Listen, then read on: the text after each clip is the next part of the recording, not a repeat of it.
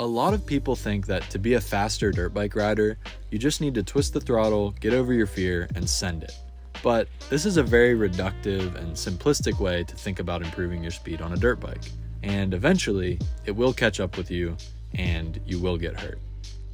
Today, I'm going to share something that will completely change the way you think about dirt bike riding. This key piece of knowledge will not only make you a better and faster rider, but a safer one too. But before we get into all that, I'm trying to reach 5,000 subs. It's free and it really helps me out, so hit that button below and join the Supermoto crew today. Also, if you enjoy these videos and want to support the channel further, consider becoming a member by clicking the join button below if you're on desktop, or through the link in the description.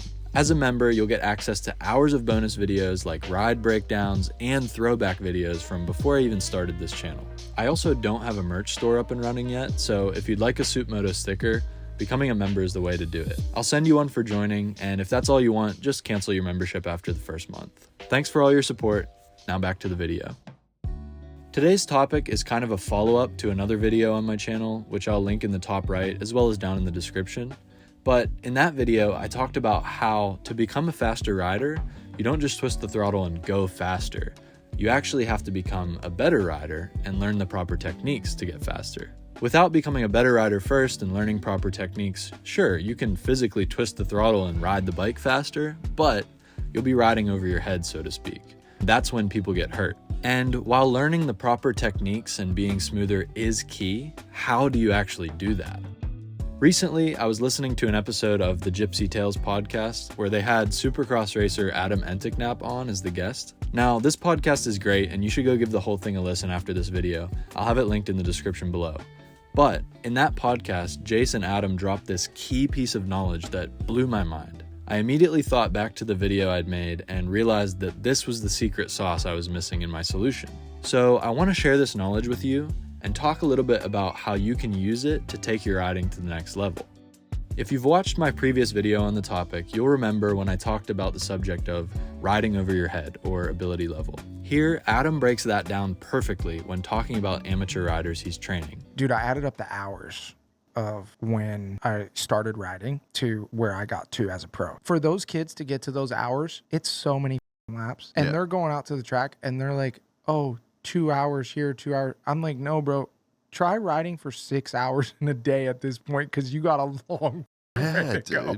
And these people want to get pro like tomorrow. So that's true. Like, most people want a quick and easy solution to becoming a better rider. In this case, these kids want to turn pro, but it really takes a lot of hours on the bike. And there's something about those hours that makes people faster. And it's not just random. There's X amount of hours that has to go into it. There's the compound interest. Yeah. And I see this all the time. This is my favorite thing. You see the kids that don't have the compound interest that are super fast and they get hurt. Yeah. Because they don't have the compound interest, but they're willing to go that fast. Yes. If you don't have that time logged, you don't get the consistency. Yeah. And that's the bottom line. So that's exactly it. That's what riding over your head is. You don't have the hours needed logged on the bike, so you don't get the consistency, and that's when you get hurt. Basically, whenever people say, just twist the throttle, fear is what's holding you back, just send it, man, that's just bad advice, because what's going to end up happening is you're going to be riding above an ability level that you don't have the time on the bike. And we'll talk a little bit about this in the next clip. The reason the time on the bike is the key, and that's when it starts to really get interesting. Jace goes on to add some insight that makes this whole puzzle of becoming a better rider make total sense. This is what really clicked for me, and this is what I thought was so interesting, because I'm like, yeah, people say, seat time is key, you just need more time on the bike, and that's all well and good. But when you also have people saying, just go faster, it's not just time on the bike and it's not just going faster. Your brain is basically just a prediction engine.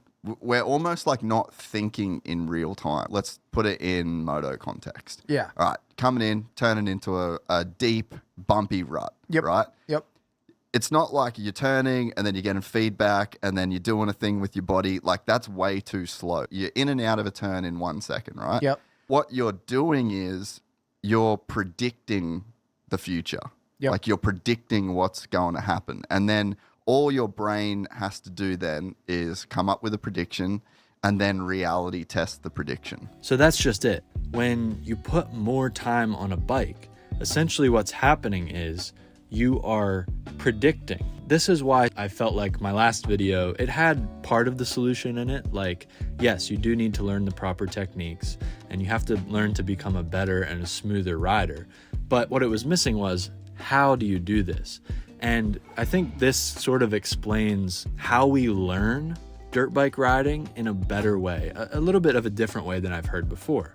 So yeah, your brain is a prediction engine. So when things are coming at you on the motocross track or on a woods loop or when you're doing enduro or whatever, your brain is making so many decisions that are deeper than your conscious level. And when you want to become a better rider and you try to learn the techniques, what happens a lot of times is, you know, you learn a technique, right? And then as you're riding, you're thinking of that technique, but your brain can't work that fast. So sometimes by the time you think about doing the certain technique or whatever, it's already too late. The obstacle's already there and, you know, it's already happened. So you might have to hit that obstacle again.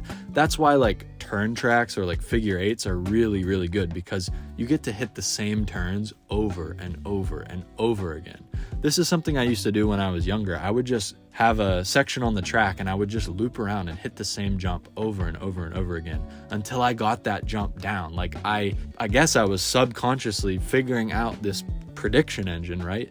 And I'm understanding like, okay, if I come up on the face of the jump and it's like cupped out at the top, this is what it's going to feel like. And this is how I'll have to lean or move in order to counteract that. Or, you know, if it kicks me off this way, this is what I'm going to have to do.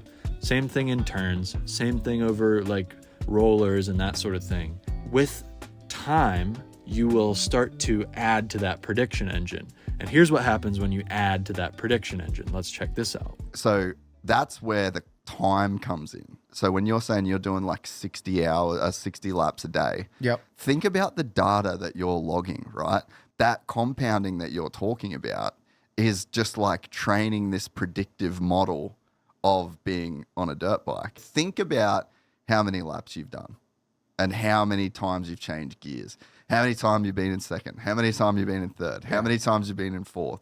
And it's like the database that you have is just so dense and it has so much information. Dense. Yes. And then the predictions, not only is your brain making better predictions, it's making them more efficiently, it's making them Quicker. easier. So this is where it gets really interesting. As you put in seat time, the more time you spend on the bike, the more you are fine-tuning your prediction engine, the more data that you're giving this prediction engine, which is your brain, to kind of improve and get better. And more data means that over time, that prediction engine will get more accurate. Your brain is constantly solving these problems, right? And so if you keep hitting the same turn over and over and over and over and over again, eventually your brain is going to sort out what worked and what didn't, and then you got rewarded for what did work. So the next day you come back to the track and you hit the same turn, you're going to be doing it so much better. That's what happens, because when we learn a technique and we're trying to think about that technique, right? Stuff just happens too fast. And by the time that we think to use the technique, it's already gone. It's already over. And this is what happens when people ride over their head, because they don't have that prediction engine refined to where these movements, these techniques, all these things that you're learning to try to be smoother and tackle the obstacles in the correct way, they're not second nature. They have not got solidified into the person's brain. So when they come flying into a turn and something unexpected happens that they didn't think was going to happen, that person doesn't have the skill to quickly, your brain sends a signal to your body and moves a certain way to counteract what's going on. That's when people get messed up. They crash because their prediction engine did not have a solid layer of fundamentals that were second nature. That's the thing. The key is you want to make those things become second nature, because when they become second nature, a really interesting thing starts to happen. You've logged all these predictions, right? Because you've ridden so much time.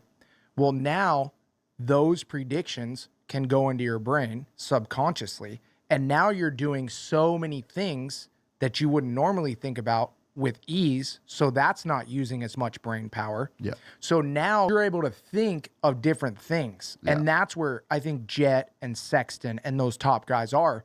They're so good at the basics. They can do things that other people can't do because they can actually use brain power to think of that thing. Yeah. They're not using their brain capacity to be like, okay, clutch, throttle, at the right time. They did that second nature, Yeah. and they're thinking about the next section and how to lean off that rut to get the rear tire to kind of fling out to drop into that thing right at the right time. So that is the interesting thing that happens whenever these predictions become subconscious, when they become second nature.